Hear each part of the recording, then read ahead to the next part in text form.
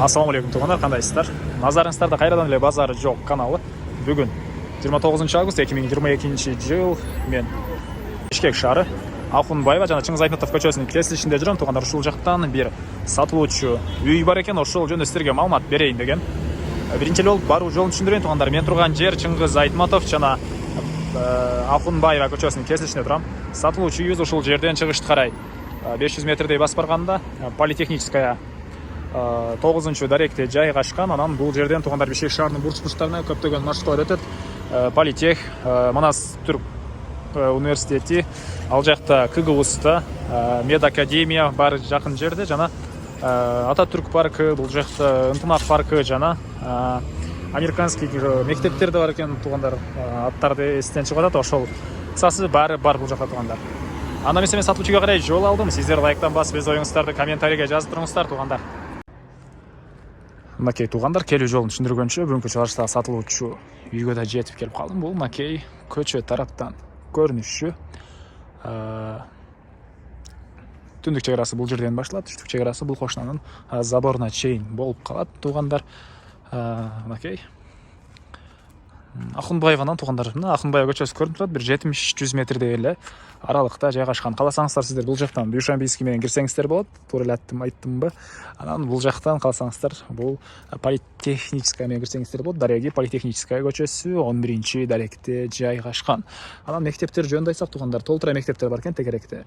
Өзүңүздөр деле билесиздер, жана видеонун башында айткандай, жаныбызда университеттер, КГУста, Политех жана башка өтө эле көп.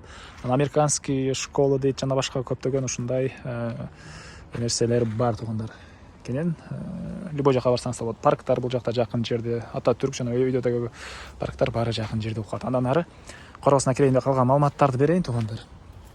Суу, свет, газ, канализация баары центральный. Баары центральный. Окей, бул коросунун көрүнүшү. Ал тарап көрүп тургансыздардай поликарбонатный болгон навес. Үй жөнүндө айтсак 127-ге 9, почти 128 квадрат метр экен. Жарымы кирпич, жарымы саман туғандар. Суу, свет, центральный, канализация, природный газ бар, отопление, газовый отопление туғандар.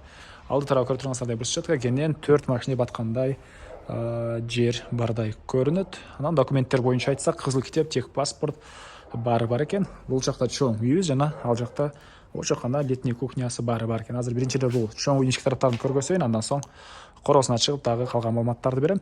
Ылдый жагында подвал деле бар экен туғандар. Бул мынакей негизги кирүүчү эшиги.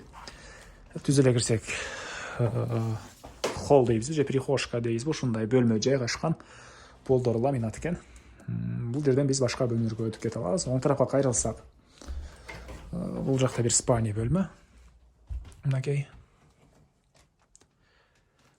түндүк тараптан пластик терезе орнотулуп тур. Отоплениянын батареялары ар бир бөлмөдө бар. Андан түзөтсөк, бул жакта дагы бир мондай бир спальный бөлмө жайгашкан. Эми андан ары кайра эле холлго чыгып калган маалыматты берейин туғандар. Так. Бул кайра эле холлго чыгып оң тарапка кайрылсак, бул жерде тамактануучу бөлмө, кухня жайгашкан, потолок натяжной потолок. Чыгыш тараптан терезелер орнотулуп тур, кондиционер бар, ички тараптан раковина орнотулуп, суу чыгарылган туғандар. Мынакей плиталар, кухня мебелдер, мына ушундай көрүнүштө. Андан ары түзөтсөк, бул жакта бир бөлмө, потолок натяжной гипсокартон экен, полдор ламинат, түштүк тараптан терезелер орнотулган. Оң тараптагы үйгө бөлмөгө кирсек, бир спальный бөлмө.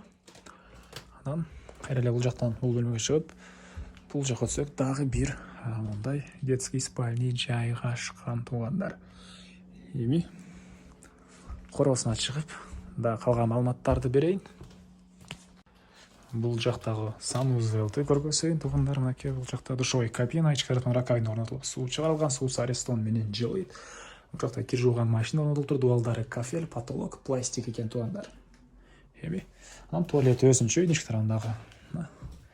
Бул жакта үйдүн ички тарабындагы туалет жайгашкан туғандар. Центральный канализация бар.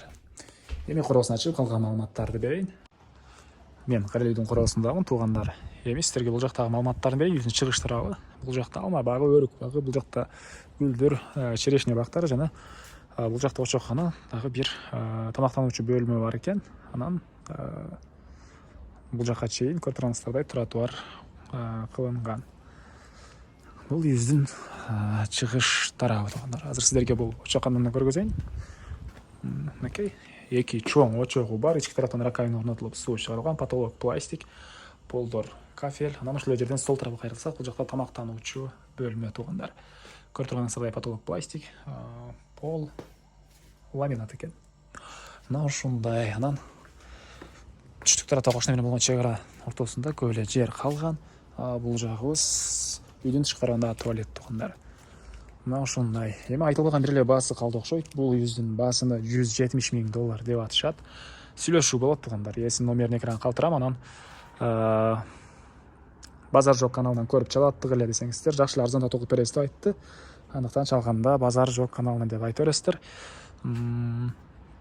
Достор менен группалар менен бөлүшсөңүздөр, мага үй ээсине чоң жардам берген болосуздар тугандар. Анда мен сиздер менен коштошом, кийинки чыгышка чейин саламатта калыңыздар.